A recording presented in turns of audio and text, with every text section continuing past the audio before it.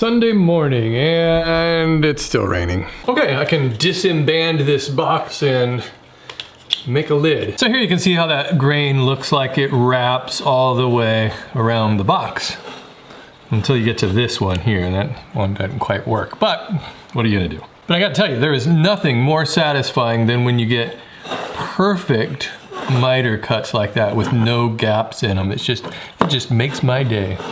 Now I can use this other board as the top and the bottom.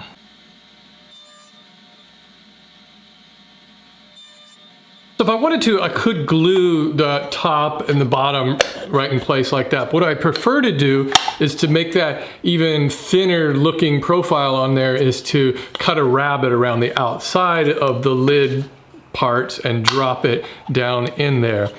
The only thing is I didn't quite think this through when I was setting up my router, and I got it all set up to make that outside cut to separate these parts, but now I'm gonna have to adjust that so that I can cut out this rabbet. I don't need to adjust the height of the bit. That was kind of critical, so I don't want to touch that. What I'm gonna do is just adjust the fence, and I think I'll be able to just set it back where it needs to be just by measuring where this inside groove is.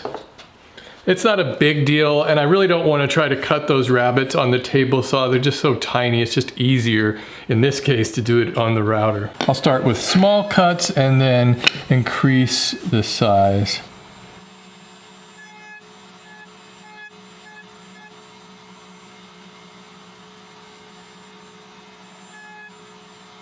You know, now that I think about it, I would have had to have adjusted this fence anyway because of the thickness of this top piece. So what I got to do is I've got to measure down from the top of the box down to where I'm going to make that cut. So I got to figure out this distance from the edge of the box to the edge of that groove down here, and then add that thickness. This shouldn't be too difficult because I've got this little test piece that I made, and that's the distance that I cut from the top. So if I set this in here like that, I should be able to just set this right about there.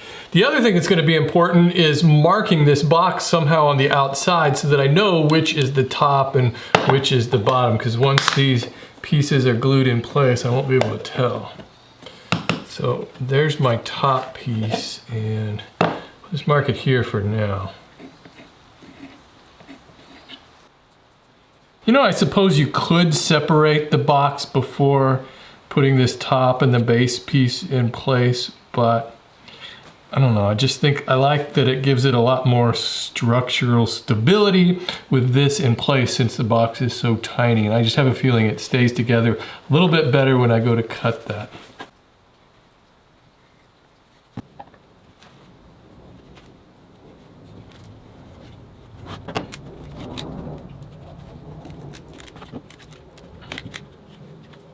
Hey look, the sun's coming out. It's not even noon yet. Hey, here's something that's always bothered me about weather forecasts is when they say that there's like a percentage chance that it will rain. Like today, I was looking last night and said there's gonna be 100% chance that it will rain today. But what is that supposed to tell me? Like they're certain that it will rain, but does that mean like at 1 o'clock in the morning, if it like rains, you know, 3 drops, that fulfills the 100%. Yes, it rained, and then the rest of the day could be completely sunny. But I think the worst is when they say there's a 50% chance of rain. It's like, I don't know, we got nothing. It may rain, it may not rain. I guess it's just that percentage doesn't tell you anything about the quality of the rain, which is really what's important. We want to know if it's going to be raining or if it's just like a couple drops at the beginning of the day and we're done with it. Look, it's a D6.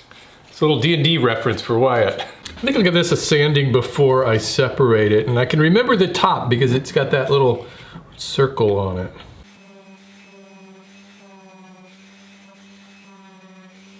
Now it's time to separate that lid from the rest of the box. This is what Bob Ross would call your bravery test. The main thing to avoid here is cutting all 4 sides, because when you get to that 4th side, it's likely to just break apart. So you want to cut one side, cut the opposite side, and then support those 2 sides. I'll show you in a second.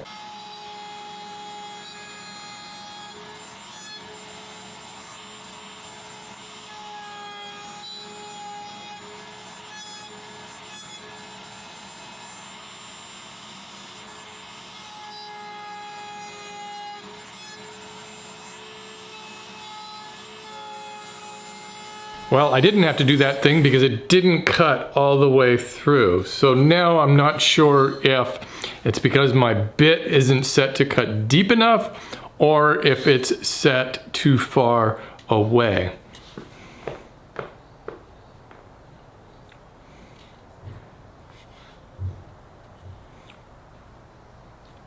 I think I'm going to try to increase the depth a little bit.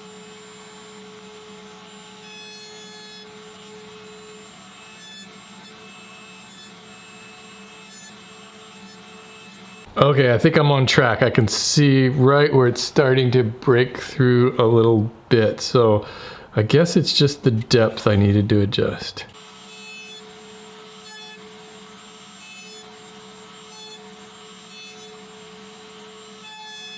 Okay, well, it didn't cut all the way through, so I didn't need to use that support system. And what that would be is if this cut all the way through easily on one side and then the other, you would want to take just a little piece of cardboard or piece of wood or something and then just tape it in here so that that's supported. So then, you know, I usually just wrap some masking tape around it or something, and then on this side, then you can cut the sides, the remainder sides, and then when you cut through those, the box just won't collapse in on itself. But here I am so close. This side's cut through. It's a little bit close here. I'm just going to cut the remainder of these with a razor blade.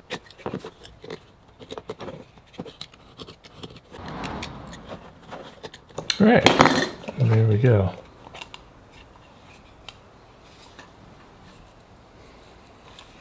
I just need to clean that up a little. I'm just sanding this rabbet down a little bit so that it's not quite such a tight fit. I want it snug, but not so tight that I can't get it on.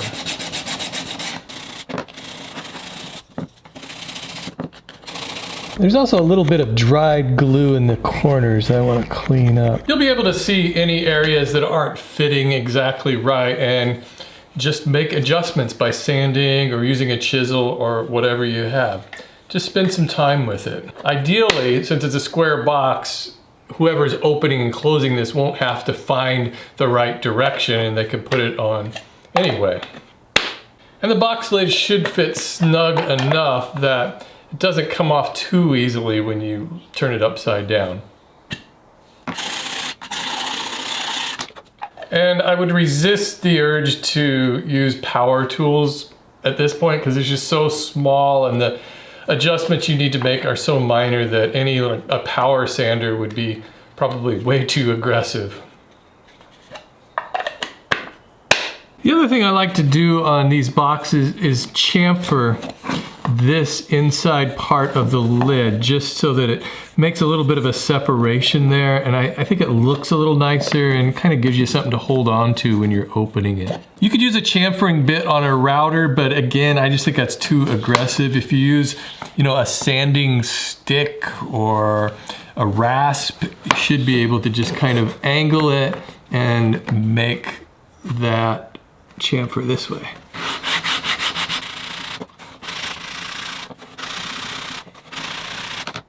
So I also want to just break these edges down just a little bit. I want to still have them crisp, but not so sharp.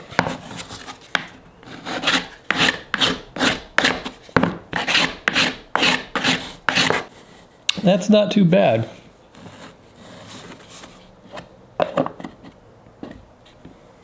And finally, I want to make everything really smooth with 220 grit sandpaper. Okay, I'll finish this with a few coats of spray lacquer.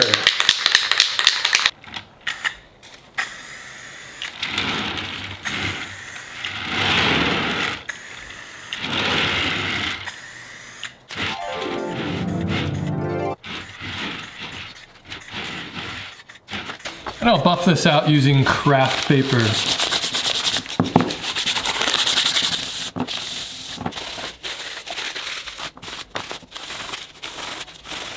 These little boxes are a great way to use up scrap wood, especially if you've got some exotic wood that you've been saving for a while. A lot of people in the comments told me this wood is Bacote, and then there's some people who said it's Cocobolo. I'm not really sure. I guess it doesn't really matter. I just like the look of it. The nice thing about this system of making the lid for boxes is you can really scale it up to really any size box. I've made a lot of boxes using this same technique.